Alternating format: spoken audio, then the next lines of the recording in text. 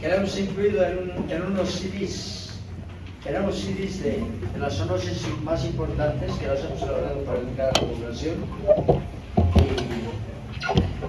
Y es de las zonas donde hay la transmisión, ¿sí? De las zoonosis más importantes. Las zoonosis parasitarias más importantes producidas por el mintos, ¿sí? Van a ver que una de esas justamente es la fasioliasis. Y ya han avanzado algunas otras que están entre las importantes. Entonces aquí el contexto, una mujer trabajando, ¿sí? Sus animales, el entorno, aquí vemos que hay ganado y demás, ¿sí? Le hemos puesto aquí alguna otra imagen, que son las fasciolas. Hemos puesto un caracol, un limneiro, y justamente ahora vamos a hablar de fasciola hepática, no vamos a hablar de fasioliasis, eso será la siguiente, y nos vamos a referir a la morfología, a la biología del parásito, al ciclo biológico, a los mecanismos y ciclos de transmisión, ¿sí? Es decir, cómo se transmite y además qué particularidades tiene dependiendo de las zonas. Y aquí esta es una publicación donde se habla de las enfermedades tropicales desatendidas, o neglected disease.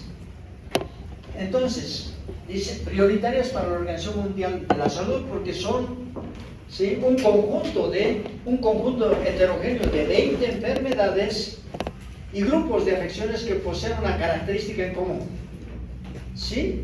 Un tremendo impacto sobre las comunidades empobrecidas. En líneas generales quiere decir que afectan mucho a las comunidades empobrecidas.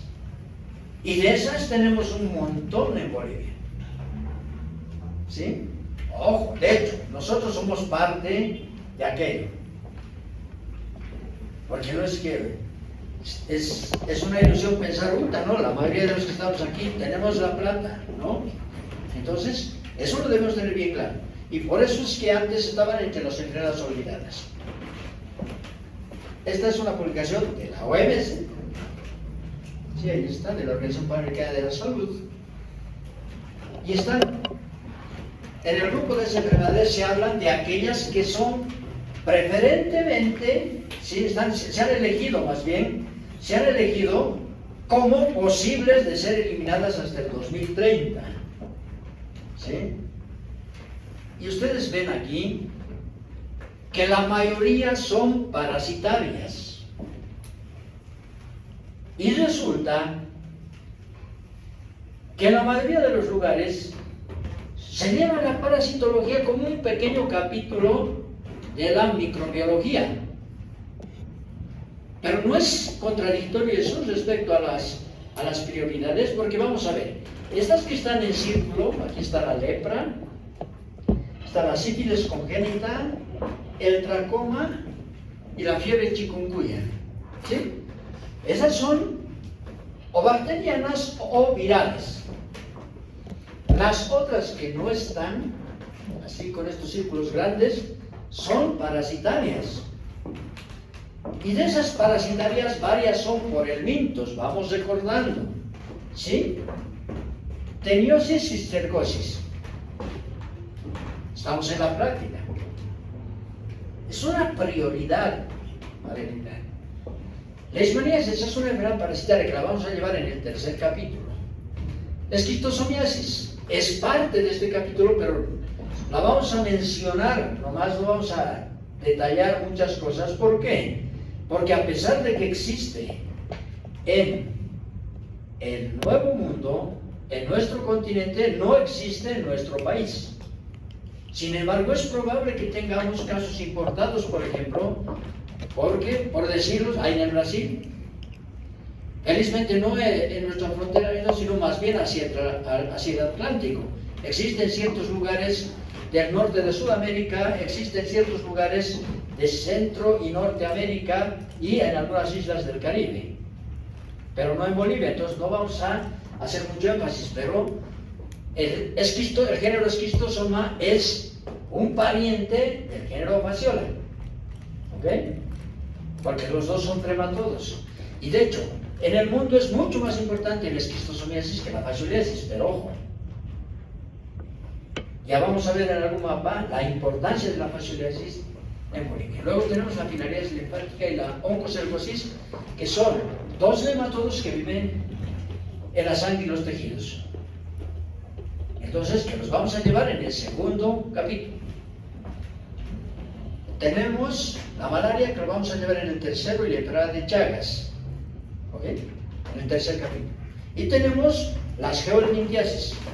Y cuando hablamos de las geohelmintiasis, casi todas van a ser parte del segundo capítulo, que son varias parasitosis por helmintos. Entonces, vean, y aquí tenemos la fascioliasis. Entonces, en el primer y segundo capítulo vamos a abordar muchas de las enfermedades que están priorizadas para ser eliminadas hasta el año 2030. Hasta el año 2030 se supone que todos ustedes serán médicos. Unos harán alguna especialidad, otros otra, otros estarán como médicos generales, otros serán salubristas, etc. Pero serán parte de esta iniciativa desde diferentes puntos de vista. ¿Ok? Entonces, vean, es necesario mencionar esto de la importancia de estas enfermedades y pasamos ya al mapa de la fascioliasis en el mundo. Y esto es del año 2015. ¿Sí?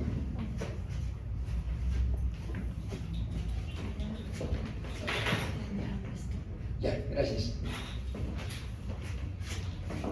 Entonces, vean, lo que está en verde son los lugares donde hay fascioliasis.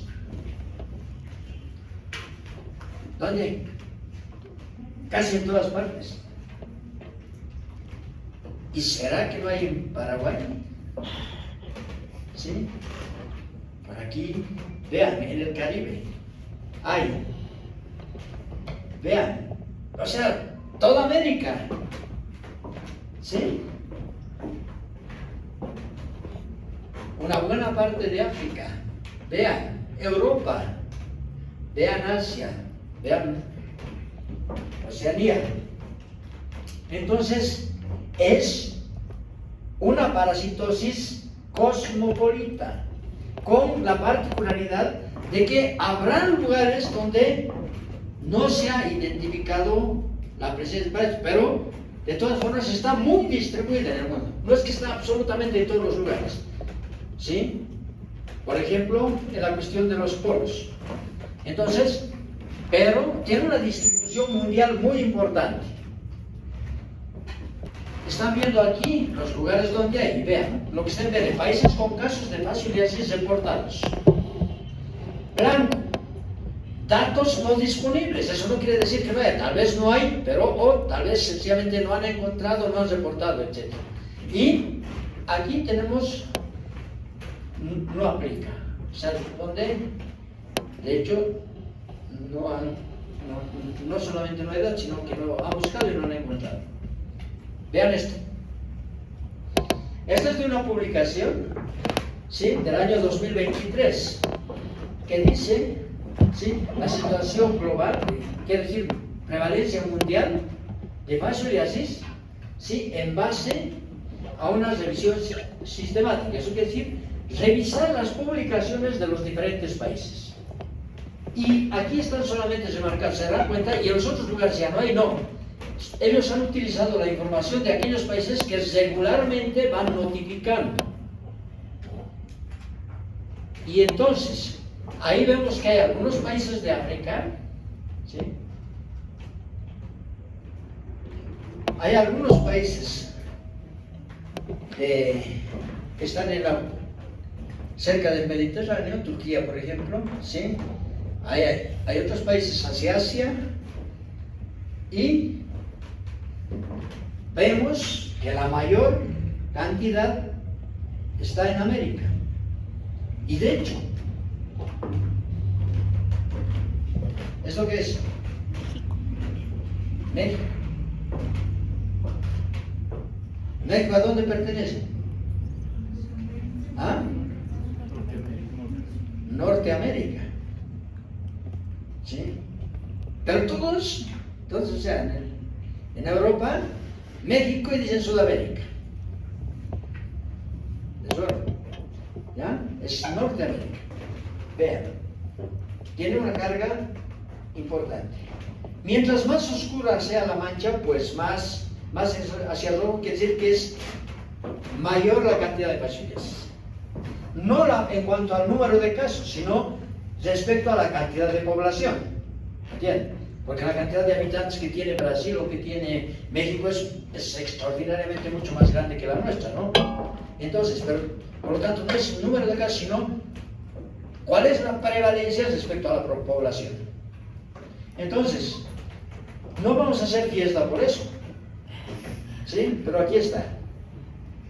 De 0,45% a 21,7%. O sea, estamos en el top. Somos primeros. Entonces, ¿por qué pongo esto? Porque justamente eso nos está mostrando de que ustedes, estando en la mejor facultad de medicina de Bolivia, ¿no?, en la zona más hiperendémica, aquí cerquita, entonces tendrían que ser los que más saben de fascioliasis.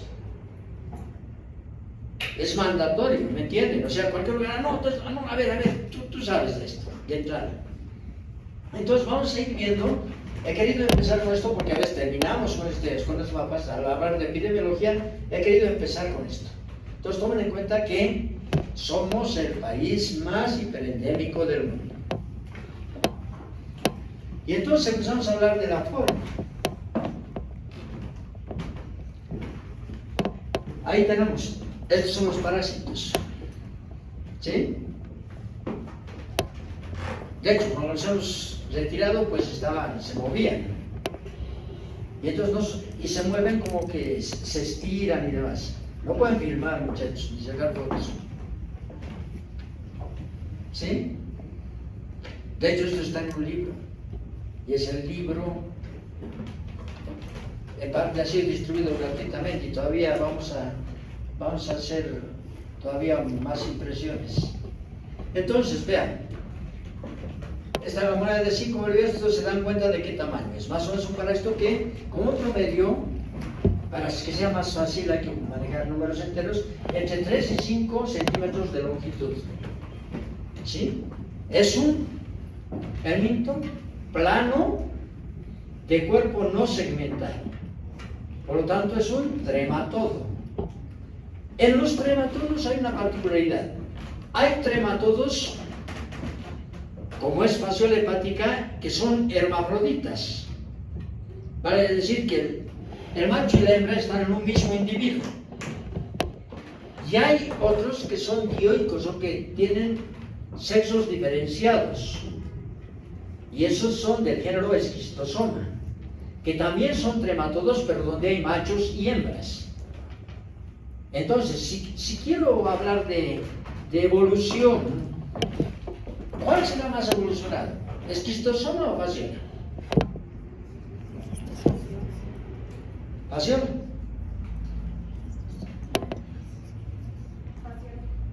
¿Seguro? Nosotros somos hermafroditas, somos el ser vivo más evolucionado, ¿no es? Dice, hay muchas pruebas de eso, ¿no? Y también hay muchas cosas que necesitas ser, ¿no? Porque a veces hacemos tonterías, destruimos nuestro mundo. Entonces, nosotros no somos hermafroditas, ¿verdad? Tenemos sexos separados. Entonces, hagamos analogía, pues, entre esquistosoma y fasciola. Esquistosoma es más evolucionado que fasciola, a pesar de que los dos son trematodos. ¿Por qué? Porque esquistosoma tiene dimorfismo sexual. Entonces, este es el parásito, ya vamos a ver solamente aquí, quiero que vean la cuestión con el tamaño. Después hay una etapa que se llama cercaria, que es este es parásito que habita en los mamíferos esta forma es una forma de renacuajo, más o menos, ¿sí? Que se encuentra en el agua, y esta otra forma es una forma de resistencia que se presenta después de esta y permanece o flotando, o la mayoría de las veces adherida a superficies, principalmente a vegetales.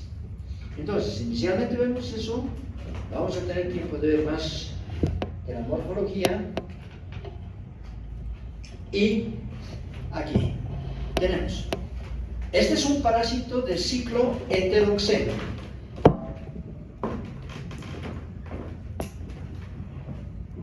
Y como se trata de un helminto, y es un helminto, ¿no?, que en un mismo individuo tiene machos y hembras, entonces la reproducción es sexual. ¿Cómo es helminto? En los helmintos se puede conocer cuál es el estadio adulto, lo que no pasa con los protozoarios. Y además tiene ciclo heteroxeno. Y además tiene reproducción sexual, ¿verdad? Porque los helmintos tienen reproducción sexual, entonces aquí tenemos el adulto, y el adulto parasita a mamíferos de diferente especie, en los que se reproduce sexualmente. ¿Por qué proceso? Por el proceso de fecundación, ¿verdad? Entonces, producto de la fecundación, este parásito pone huevos, y entonces al poner huevos aumenta la cantidad de parásitos. De un parásito pues habrá miles de huevos, y cada huevo puede continuar su ciclo siempre y cuando llegue al agua. Entonces, en el agua dentro del huevo va a desarrollar, aquí solamente hay una masa embrionaria y después va a desarrollar un embrión. Estos huevos tienen la característica de ser operculados. Aquí en la parte inferior se puede ver una cosita así un poco diferente al resto. Es como un tampón que se llama opérculo. Entonces, para que el parásito continúe su ciclo, tiene que llegar al agua. Por lo tanto, estos huevos que han sido puestos por el parásito en las vías biliares, porque tiene como hábitat las vías biliares de mamíferos, de diferentes mamíferos, incluido el hombre, entonces estos huevos no son infectantes. ¿Por qué? Porque no tienen una forma infectante en su interior. Si han sido depositados en las vías biliares, salen con la bilis, llegan a la segunda porción del duodeno, después siguen su trayecto por el intestino delgado, pasan al intestino grueso, salen con las heces y salen embrionados, salen con una masa embrionaria, pero no tienen todavía un embrión. El embrión se va a formar en el agua, por lo tanto tienen que llegar al agua. Indispensable hasta el momento. Mamíferos, que son los hospedadores definitivos, agua, ¿verdad? ¿Y por qué tiene que llegar al agua? Porque dentro tiene que en el agua desarrollar un embrión. Luego, cuando salga, el embrión va a poder salir por esa especie de tapita que les decía que se llama opérculo, y ese embrión nada. Ya les voy a mostrar el ciclo luego. Y tiene que ingresar a un caracol. Pero cuando uno les dibuja un caracol, muchos dibujan así, y después, pero dibujan así, es como su antenita y después como una bolita, ¿no? Entonces aquí, más bien parece como el cuerno de un torito, ¿sí vale, no? ¿Lo ven? Parece como unas orejitas puntiagudas, como de gato más o menos. Entonces estos caracoles son pequeños, miden algunos milímetros, ¿sí? Y se denominan caracoles limneidos, porque no es cualquier tipo de caracol, tienen que ser limneidos, ¿sí? Los limneidos tienen varios géneros y varias especies. Entonces, en el interior, el parásito ingresa al caracol y se transforma y se va a multiplicar en el interior y va a dar lugar a una suerte. Y ustedes imagínense meter una bolsa dentro de otra bolsa y después dentro de otra bolsa. Entonces, ¿qué pasa? Primero Esta forma que se ha formado en el huevo y que ha ingresado se transforma en esta estructura que se llama esporocisto. Es como una bolsa. Dentro del esporocisto se van a formar las redias. Dentro de las redias se van a formar otras redias y dentro de las redias se van a formar cercarias. Entonces, ¿me entienden? Lo que es una bolsa dentro de otra bolsa. Eso está bien explicado en lo que van a tener o tienen de fotocopias. Estas cercarias salen, pero no salen por todo el tejido, sino salen atravesando los tejidos del caracol y vuelven al agua. Entonces, ha entrado al caracol y sale del caracol. ¿Y qué ha pasado en el caracol? El parásito se ha multiplicado mucho y ha aumentado la cantidad de parásitos de manera extraordinaria. No solo se ha multiplicado, se ha transformado, ha cambiado. ¿Ok? Entonces, y toda esta etapa se da en los caracoles. Esta etapa es de reproducción asexual, por lo tanto estos caracoles son los hospedadores intermediarios. ¿Está claro? Vamos un poco con la morfología del adulto. Ya le hemos dicho, como que de aquí a aquí más o menos entre 3 a 5 centímetros. Vean, tiene forma de hoja. Y por lo tanto, como conocemos bien la hoja de coca, es, digamos, el mejor mnemotécnico. Acordarse de una hojita de coca, y es la característica, porque no es muy grande el parásito, tiene esa forma de la hoja de coca, ¿verdad? Es plano, y vemos que la parte anterior tiene una prolongación, como un cono. A eso se llama proceso conoide. Y se entiende por qué, ¿verdad?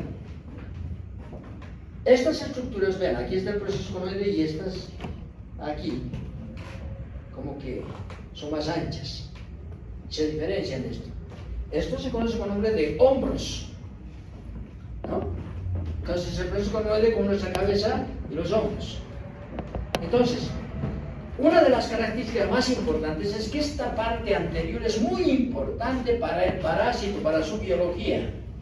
¿Por qué? Porque el parásito también se llama distoma. Distoma quiere decir dos bocas, porque tiene lo que aparentemente fuesen dos bocas, pero no. Tiene una boca que está justamente en la parte anterior, aquí. Se puede ver, ¿verdad? Un orificio, ¿verdad? Entonces, en la parte anterior del proceso conoide, ahí hay bastante musculatura y ahí se abre la boca. Y la boca está rodeada por lo que es la ventosa oral. Ventosa oral. Hay otra estructura que parece también como una boca, pero esta no tiene continuidad y se llama ventosa ventral. Ventral, ¿por qué? Porque está en la cara ventral del parásito. Pero vean, no está en la parte media, sino más bien está a continuación del proceso conoide. Entonces, por eso, distoma, dos bocas. No porque tenga dos bocas, sino porque es la característica que ha visto en el momento en que le han dado un denominativo. ¿Ok? Entonces, en la boca se origina, pensaremos que ahí está, el 1 es la boca, el 2 es la faringe, el 3 es el esófago. Entonces se origina un tubo digestivo.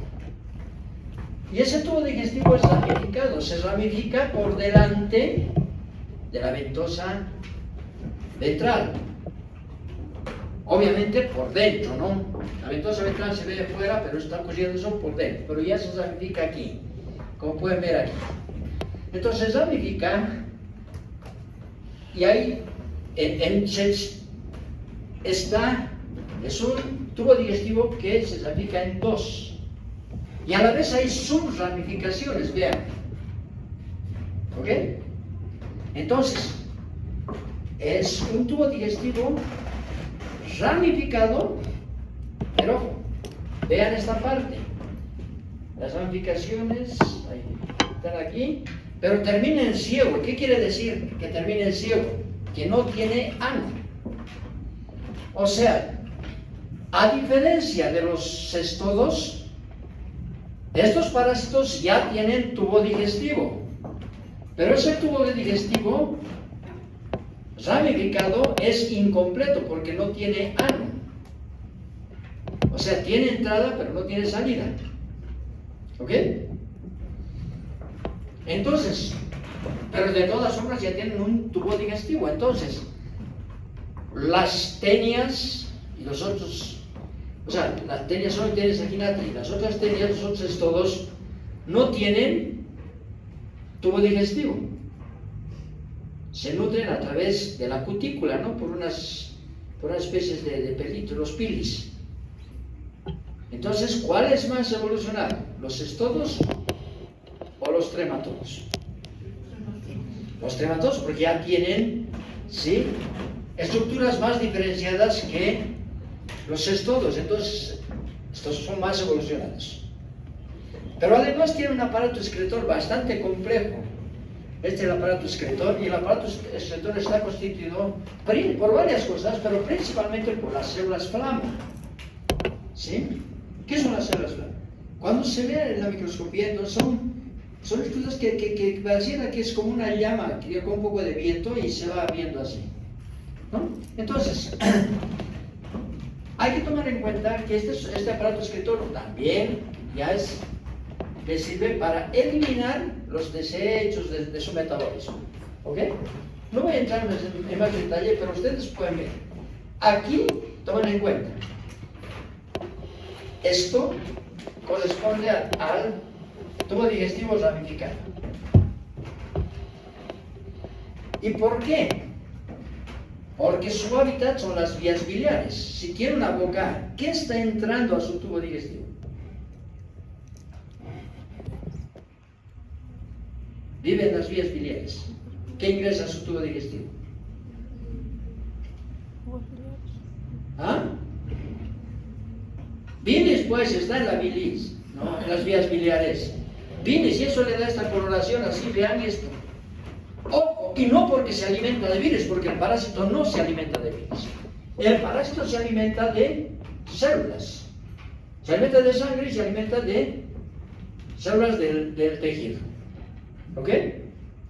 Entonces, esta es la característica. Es muy fácil de reconocer el parásito, pero ojo, estoy diciendo, el parásito tiene como hábitat las vías biliares, y dependiendo del tamaño del hospedador, porque puede tener diferentes hospedadores, tan grandes, por ejemplo, como las vacas, o tan pequeñas como los conejos. Entonces, obviamente, las vías biliares son de diferente calibre. En el caso de los humanos, principalmente en las vías biliares gruesas. ¿Sí? Bien, entonces, creo que con la morfología, lo único que falta mencionar es de que en la parte, estamos viendo la parte ventral, ¿no? Aquí, y aquí vemos la parte dorsal. ¿Por qué? Porque no vemos la ventosa ventral. La ventosa ventral está al otro lado. Entonces, en la parte superior, ¿sí?, del dorso, tiene una suerte de espinas. Y el parásito, lo que hace en las vías biliares es enrollarse, así. Y con las espinas que están en el dorso, se pica a las vías biliares. ¿Ok? Entonces, y ese es su hábitat.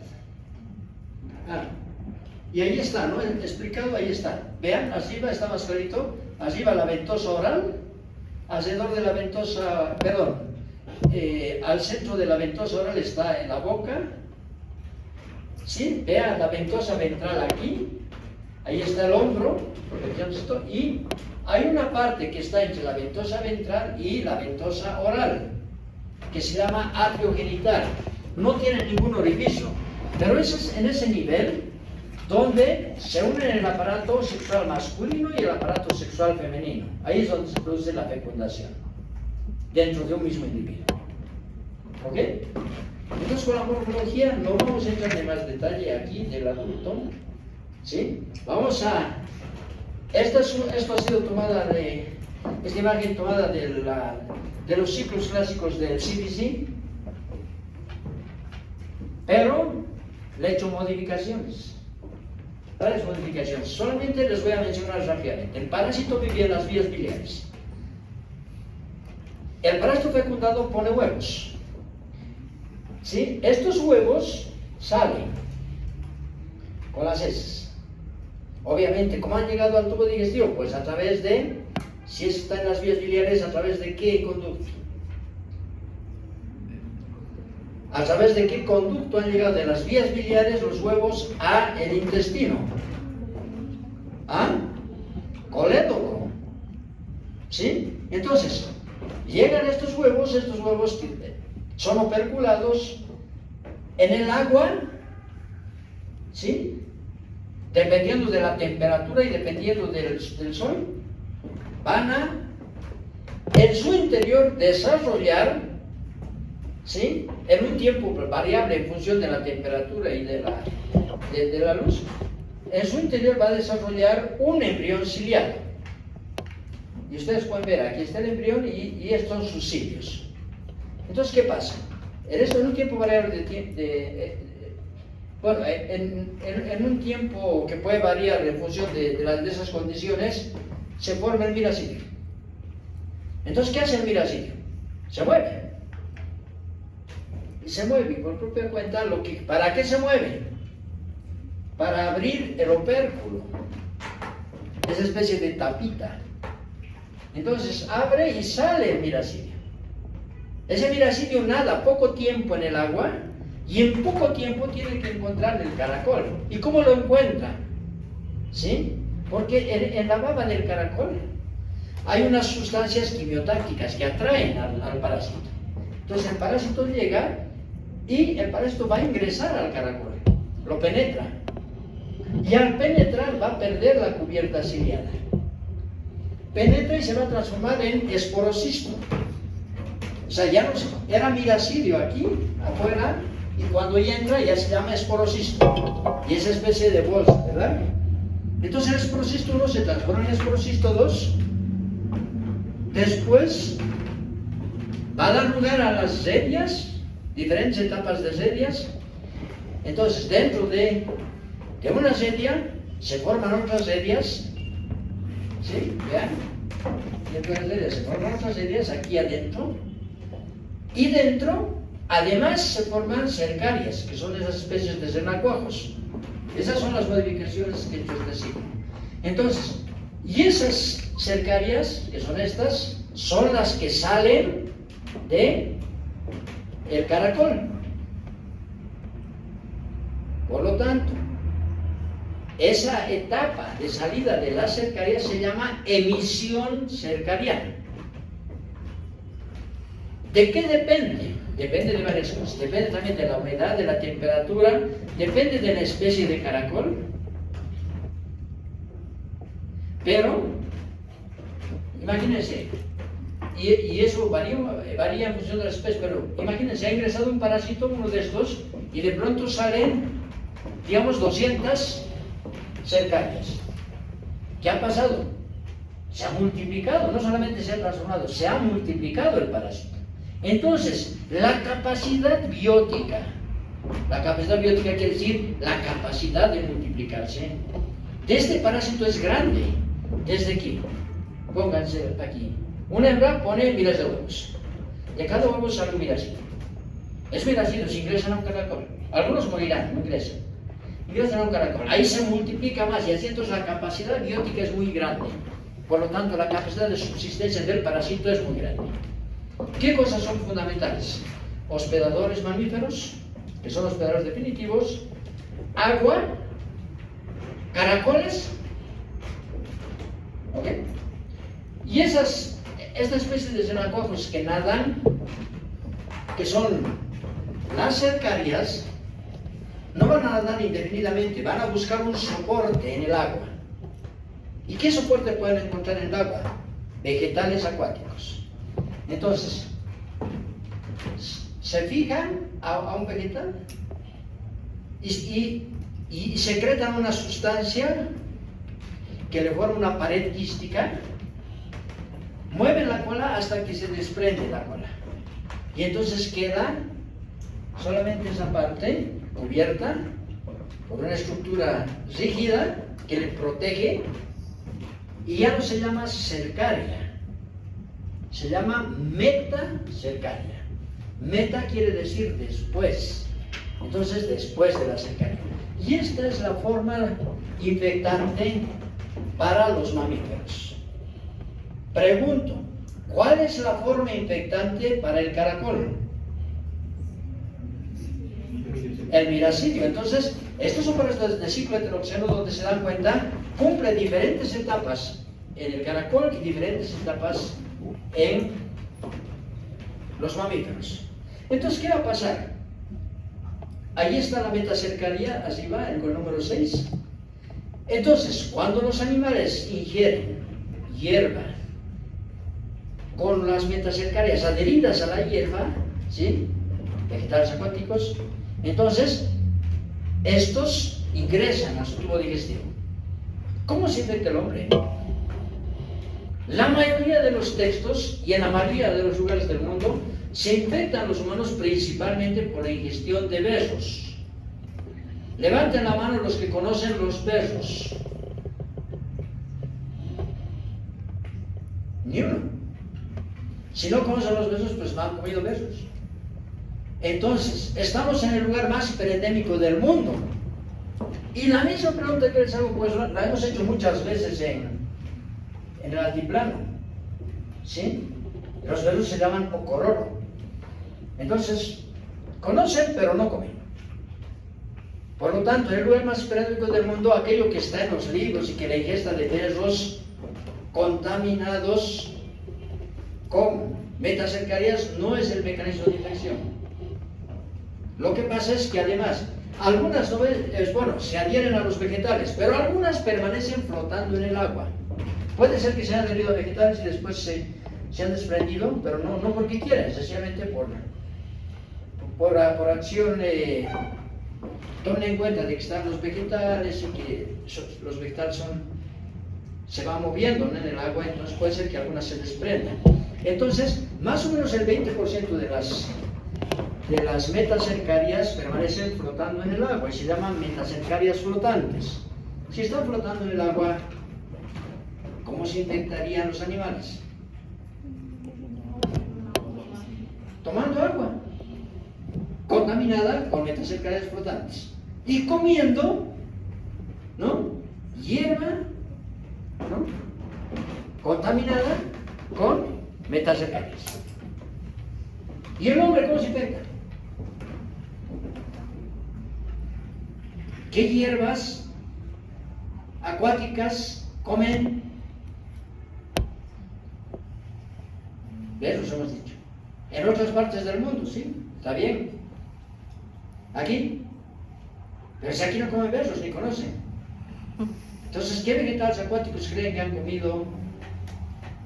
¿Han comido vegetales? ¿Quién ha comido vegetales acuáticos este año? Nadie. Entonces, ¿qué pasa? ¿Pero por qué hay? ¿Cómo se han infectado los humanos?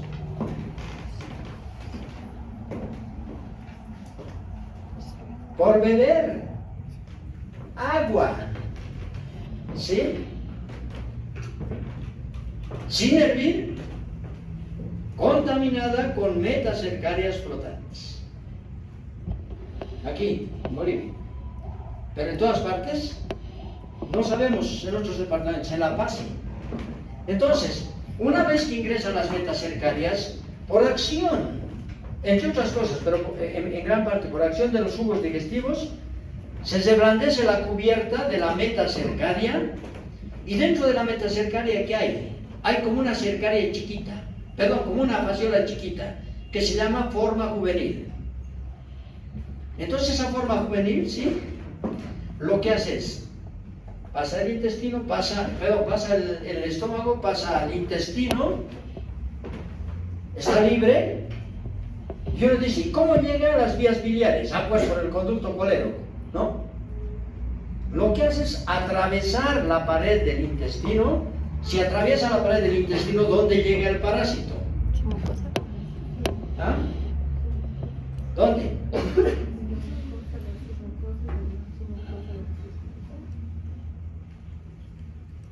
Atraviesa la mucosa. A la submucosa. ¿Luego? ¿Ah? No. Atraviesa la pared, porque no solamente atraviesa la mucosa. Los embriones hexacanto, por ejemplo, atraviesan solo la mucosa. Pero aquí atraviesa toda la pared. Si atraviesa toda la pared del intestino, ¿dónde llega? ¿Ah? No. A la cavidad abdominal. Y uno dice, ¿pero por qué? ¿Por qué no se hace mejor por las vías? Medio complicado, ¿no? Porque de pronto tiene que vencer también el sentido en el que viene la bilis, ¿no? La bilis viene en un sentido y tendría que ir en contracorriente, si va el término. Y además el esfínter está cerrado, ¿no? Entonces, llega a la cavidad abdominal y por un tropismo, por una atracción química, se dirige hacia el hígado. Por sepiclones y demás, ¿no? Entonces, llega al hígado por un tropismo y atraviesa la cápsula del hígado, la cápsula de Grisson. Entonces, atraviesa, ingresa al parénquima hepático. Al ingresar, pues encuentra, si vale el término, comida, porque se alimenta de células. Y entonces, al ingresar también provoca daño, entonces hay también cierto sangrado. También se alimenta de glóbulos rojos. Y entonces, si ahí va desarrollando de forma juvenil, progresivamente va aumentando de tamaño, etc. Y después se va a ir a localizar en su hábitat. ¿Cuál era su hábitat? En las vías biliares. En las vías biliares se enrolla, ¿verdad? Se entiende, es un tubo, ¿no? Eso, se enrolla. Y varias bacterias que pueden estar ahí pueden obstruir la circulación de la bilis, ¿verdad? Entonces ahí, permanece ahí. Después de un tiempo pone huevos, los huevos salen, etc. Se dan cuenta que es un ciclo mucho más complejo, ¿verdad? Es un ciclo heteroxeno complejo. Y ese ciclo va a incluir diferentes etapas. Desde que ingresa a la metacercaria, ahí estamos hablando del mecanismo de infección, y ya hemos dicho, no es un mecanismo, son más, ¿verdad? La forma infectante es la metacercaria para los mamíferos. El mecanismo puede estar involucrando vegetales, puede estar involucrando agua, ¿verdad? Pero para aclarar nada más, el agua contaminada con metacercarias es un mecanismo de infección. Hoy día me han preguntado eso. A ver, ¿qué es? Una fuente. Es una fuente de infección. El mecanismo es cómo ingresa. No. ¿Dónde estaba en la forma infectante? Ojo, no confundamos fuente de infección con mecanismo de infección. Porque mecanismo de infección responde a la pregunta de cómo se infectó el hospedador o cómo el parásito ha ingresado o invadido el organismo, ¿verdad? Entonces este es el mecanismo de infección, el ingreso de la metacercaria, ¿verdad? ¿Cómo ingresó la metacercaria? Pues porque la persona ha bebido agua sin hervir contaminada con metacercarias flotantes, porque la persona ha comido algún vegetal acuático contaminado con metacercarias. Nuestra duda, pero ¿cuál vegetal, no? Para nosotros. Para otras partes del mundo, los perros, ok, ya los perros. Para los animales se entiende, porque los animales sí comen hierba, ¿verdad? Porque donde hay agua, pues hay más hierba. Entonces el ciclo del parásito está dando de manera maravillosa, porque aquí mismo están comiendo, están defecando, se están alimentando, las metacercarias están en la hierba, los parásitos salen en su etapa de huevo, los huevos llegan al agua, están los caracoles y el ciclo se da de manera maravillosa, ¿verdad? Para el hombre no es tan sencillo, porque el hombre no es pues que está defecando aquí y está tomando el agua ahí mismo, ¿verdad? Entonces es una cuestión más compleja, pero ¿cómo se explica que haya tanta infección en Guatemala? Entonces, vamos a ir viendo algunas cosas.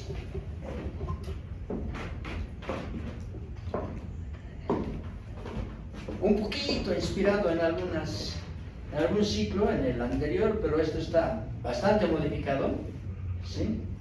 Lo he hecho recién para esta clase, ¿sí? Entonces, vean, los hospedadores definitivos, ¿sí? Animales, mamíferos, otro animal mamífero, somos animal mamífero, ¿verdad? Entonces todos portando al parásito en sus vías biliares. Salen los huevos. Los huevos tienen que llegar al agua. Dentro de los huevos desarrolla el miracidio. Una vez que ha desarrollado el miracidio, hace movimientos. Abre la tapita, el opérculo. Aquí está el opérculo. Y sale. Entonces aquí está, embrión ciliado. ¿Verdad? Entonces, este embrión ciliado busca al caracol. Ya hemos dicho porque hay sustancias que van a atraer al miracidio. Y el miracidio va a ingresar, va a invadir el organismo del caracol. No es que el caracol se lo va a comer, sino que va a ingresar. ¿Y por dónde? Esta parte que está en la parte inferior se llama pie.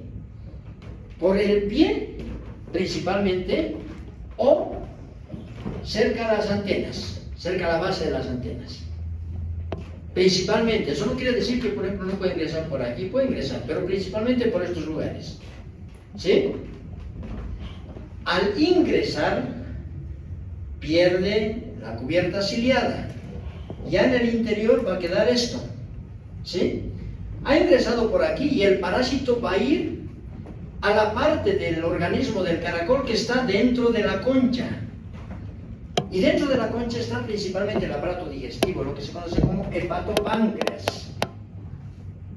Entonces, se ha transformado en miracidio ya aquí, luego el miracidio aquí se ha transformado en esporocisto, ¿no? Y sucede, después hay una sucesión. Esporocisto, redia, cercarias, ¿verdad? Entonces, vean, aquí está. Esporocisto y aquí está, dentro está una redia. ¿Sí? Luego esta va a dar origen a otra, pero aquí está otra redia. Y aquí dentro están las cercarias. Y las cercarias salen del caracol. Y nada. Nada, aquí están las cercarias y después se adhieren a algún vegetal y pierden la cola. Y además, antes de perder la cola, se han rodeado de una pared quística. Y se llaman metacercarias, son la forma infectante, son la forma de resistencia. ¿Ok? No vale piratear esto, ¿eh? Me voy a enojar, de verdad. Puedo poner lo que está en internet, no puedo, o sea, un ciclo y ya está, y lo repito, no pasa nada. Trato de hacer algo para que sea un poquito más claro, pero no es un gusto, ¿no? ¿O no? Esto me toma tiempo.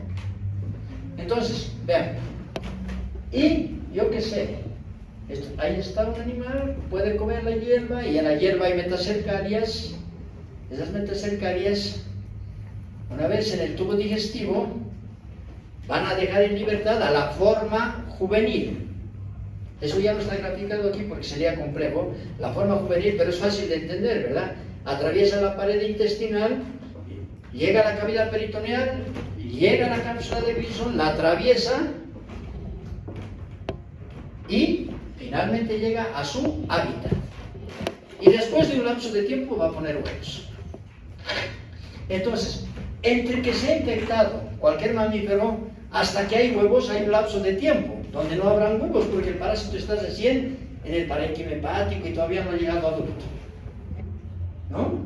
Entonces, hay que tener en cuenta que el lapso de tiempo desde que se infectó cualquiera de los hospedadores hasta que encuentran huevos en heces Ese es el periodo prepatente. El periodo prepatente. La etapa desde que la forma juvenil, atraviesa el intestino, ya está dañando la pared del intestino, ahí empieza la fase invasiva. ¿Por qué? Está invadiendo tejidos.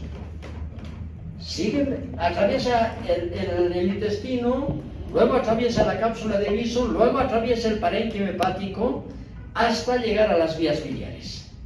Entonces, desde que empieza a atravesar el intestino hasta que llega a las vías biliares, eso es lo que se conoce con el nombre de fase invasiva. Y se entiende por qué se llama fase invasiva, ¿verdad?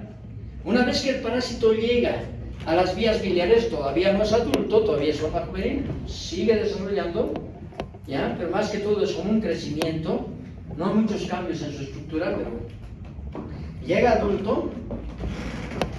Cuando ya está en las vías biliares, ya no es la fase invasiva, ya se conoce con el nombre de fase de estado. ¿Sí? Acuérdense bien porque todo esto va a estar relacionado con las manifestaciones clínicas y con el diagnóstico. Ahora tomen en cuenta esto. Esta es una imagen de África. ¿Sí? Eso está pasando ahora, en pleno siglo XXI, cuando ya queremos conquistar otros planetas, ¿verdad? Y cuando no tenemos la empatía de cortar ciertas cosas. ¿Cómo es posible que en este siglo haya gente que esté tomando agua sucia? Esta es sucia. Pero ojo, esto es solamente para mostrarles, así como es sucia, de pronto dicen, entonces que tome agua clara. ¿Ok? Que tome agua clara. Igual puede estar contaminada, y es más, estos caracoles prefieren aguas claras. Entonces, y es así como se van infectando las personas en varios lugares del mundo. Y eso es lo que está ocurriendo también en nuestro medio. Entonces, en la medida en que tengan más agua potable las personas, pues menos posibilidades de infectarse tendrán. ¿Por qué? Porque los besos no están casi involucrados con la transmisión en Bolivia, con la infección. ¿Ok? Eso quiere que quede bien clarito, y digamos esa es la intención de este imagen. Entonces, ¿por qué fasciola hepática es importante en Bolivia? Porque en primer lugar es sumamente curioso. Enseguida terminamos. ¿Ya? Es importante en Bolivia, pero ojo, realmente en Bolivia no. Sobre todo en La Paz. En La Paz pasan cosas rarísimas, y en todas partes no. En el altiplano de La Paz. Y en todo el altiplano no es en todo el altiplano. Es en el altiplano norte. Pero el altiplano norte es lo mismo que norte de La Paz. No. Norte de La Paz es Amazonía. Es trópico. En el altiplano norte de La Paz específicamente, ¿sí? En las provincias Los Andes, Omasuyos, Ingavi y Murillo. Estamos en este momento en la provincia de Murillo. Ahí se han encontrado las comunidades más hiperendémicas del mundo respecto a la fascioliasis animal y respecto a la fascioliasis humana. Ningún lugar del mundo tiene tanta fascioliasis. Y eso es lo complejo. Eso no quiere decir, ¿sí?, que solamente haya fascioliasis en el departamento de La Paz y solamente en el altiplano. Porque se han encontrado animales infectados, principalmente ganado vacuno, pero también ovejas y también otros, por ejemplo, camélidos, ¿sí?, en otros departamentos de Bolivia. Pero hasta el momento no hay ni un solo caso de fascioliasis humana diagnosticada en otros departamentos. ¿Pero por qué? Si hay en los animales, ¿por qué en La Paz? Una incógnita. Ya saben que puede ser por el agua, ¿no? ¿Cuáles son los hospedadores definitivos? de la faz así son varios mamíferos, principalmente los mamíferos domésticos que forman parte de los animales de consumo, del ganado, ¿sí? Vacunos, ovinos, porcinos, asinos y camélidos, principalmente. Todos estos, parte de la ganadería, ¿verdad? De esas regiones.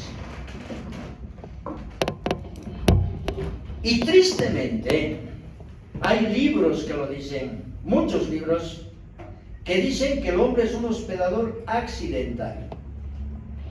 Pero un hospedador accidental es aquel hospedador en el que el ciclo biológico del parásito se interrumpe. En cambio, no, en el hombre no pasa eso, porque el parásito llega a las vías biliares, los parásitos ponen huevos, y los huevos salen, y los huevos pueden continuar su ciclo en el agua. Por lo tanto, no es un hospedador accidental ni aquí ni en ningún lugar del mundo. ¿Y por qué tantos libros mencionan aquello? Artículos científicos mencionan aquello. Porque están equivocados. Otra cosa es, miren, en La Paz es donde hay muchos casos humanos. No sabemos qué pasa en Santa Cruz, Cochabamba y demás, donde solo están infectados los animales. Otra cosa es que en La Paz el humano sea un hospedador habitual y que en otros departamentos parece que no es hospedador. Pero no porque sea mal hospedador o porque genéticamente hayan cosas diferentes, sino que de pronto no ha habido la oportunidad de que se infecten los humanos. Entonces, en otras partes del mundo y en otras partes de nuestro país, ¿sí?, y en otras partes del mundo donde hay pocos casos humanos, el hombre es un hospedador ocasional. Mientras que en Bolivia, específicamente en La Paz, el hombre es un hospedador habitual. Y en ninguna parte del mundo el hombre es un hospedador accidental. Si leen en algún lugar, tienen los argumentos para decir que están equivocados. ¿Ok? Entonces, el hospedador intermediario, el único identificado hasta el momento como hospedador intermediario en Bolivia es Galba truncatula. ¿Qué tiene de importante o qué de interesante Galba truncatula? Antes, aquí han estado malacólogos. Los malacólogos son los científicos que identifican y trabajan sobre los caracoles. Identificar los caracoles es bien difícil a nivel de especie. Entonces ellos, por ciertas diferencias en la concha, dijeron que teníamos, ¿sí?, Limnea truncatula y Limnea beatrix. Ninguna de las dos se ha encontrado en Bolivia. De hecho, cuando yo hice la asignatura como alumno, me dijeron eso. En mis primeros años de docencia yo decía eso. Pero luego, con las herramientas de biología molecular, donde ya podemos ver los genes, entonces se ha identificado que no eran ni Limnea beatrix ni Limnea pubis. Lo que tenemos en nuestro medio es Galba truncatula. ¿Pero qué tiene de particular Galba truncatula? Galba truncatula está presente en varios lugares de Europa, está presente en varios lugares de África. Es decir, está presente, y en otros lugares más, ¿no? Está presente en el Viejo Mundo y en el Nuevo Mundo. Entonces, a partir de eso, los españoles, ¿sí?, con Mascoma y colaboradores, yo trabajo con él, no hemos hablado del mismo idioma, ¿sí? O sea, la doctora Durán también ha trabajado con ellos, no hemos hablado del mismo idioma.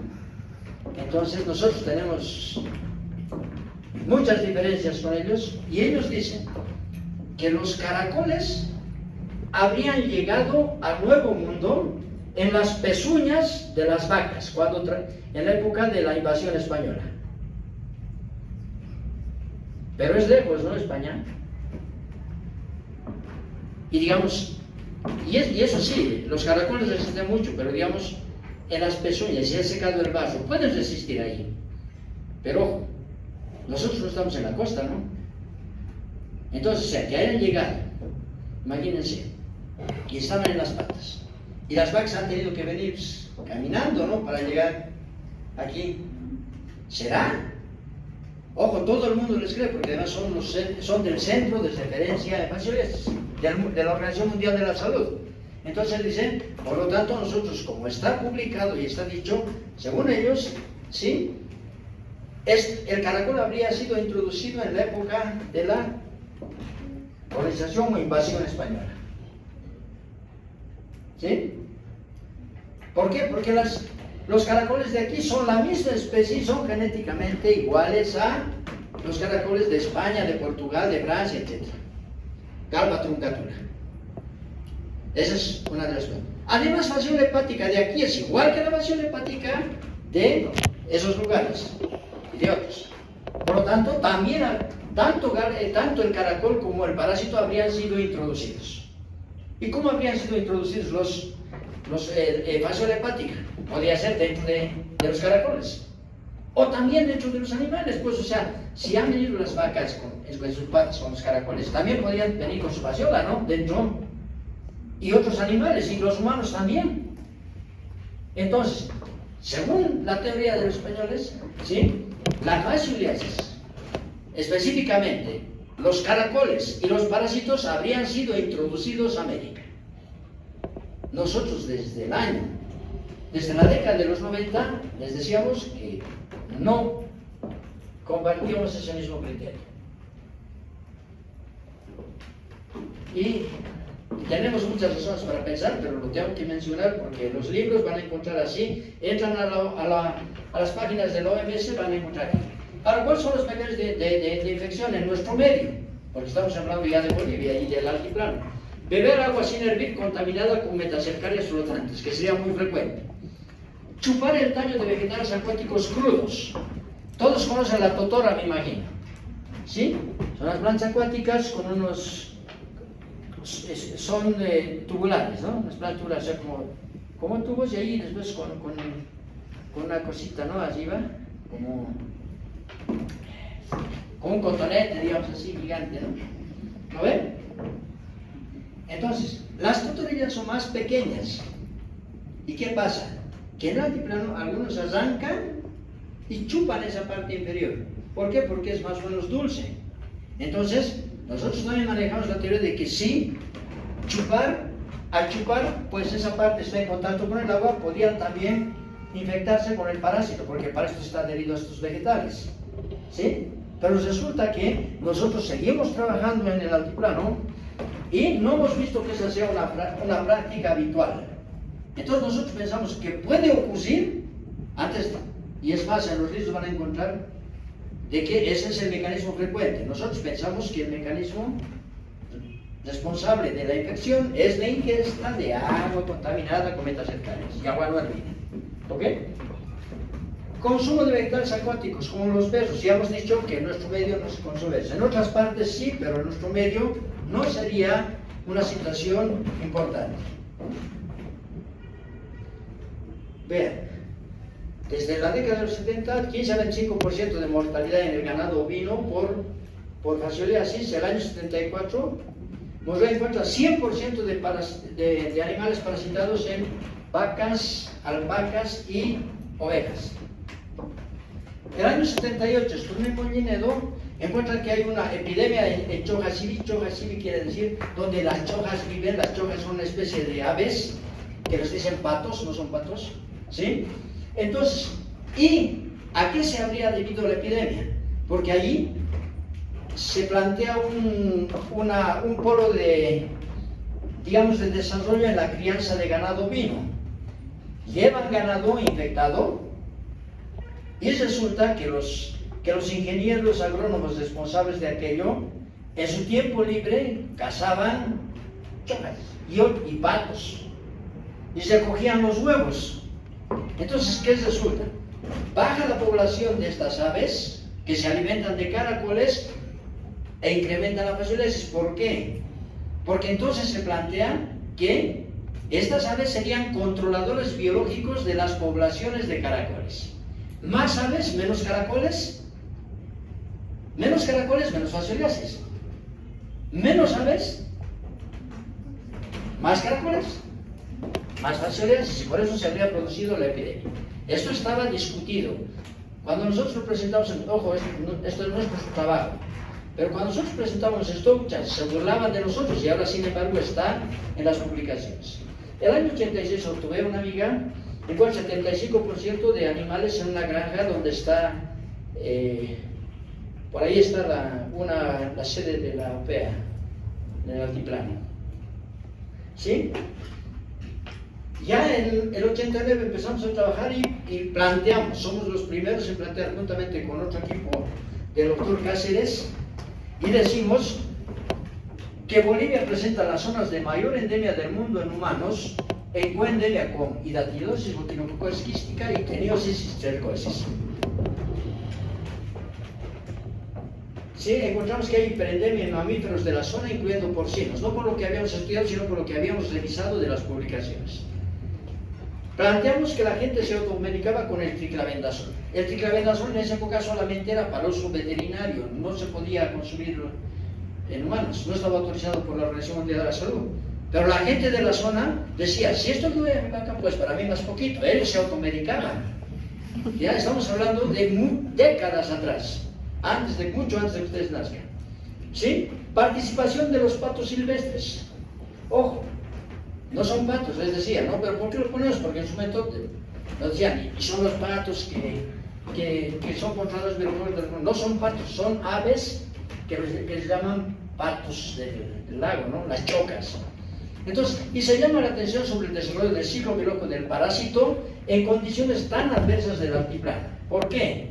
Porque la mayoría de los focos de fascioliasis del mundo están entre el nivel del mar y por debajo de 2000 metros. ¿A qué altitud están las zonas del altiplano? Más o menos alrededor de los 3800 metros. Entonces, ¿cómo puede irle tan bien a la fasciola hepática aquí? ¿No? Y se plantean posibles estrategias de control. Entonces, más adelante, Hiller encuentra alta prevalencia mediante serología, 53%. Uno de cada dos tenía fascioliasis. Luego, el equipo de Mascoma. En esa época nosotros hicimos una revisión y le entregamos al equipo de Mascoma. Cuando llegaron, le entregamos nuestro borrador de todo lo que habíamos revisado. Y ellos empiezan con varios estudios, confirman las zonas de hiperendemia. Por estudios moleculares encuentran que Hospedadores Limnea truncatula. Entonces, estas son las primeras publicaciones.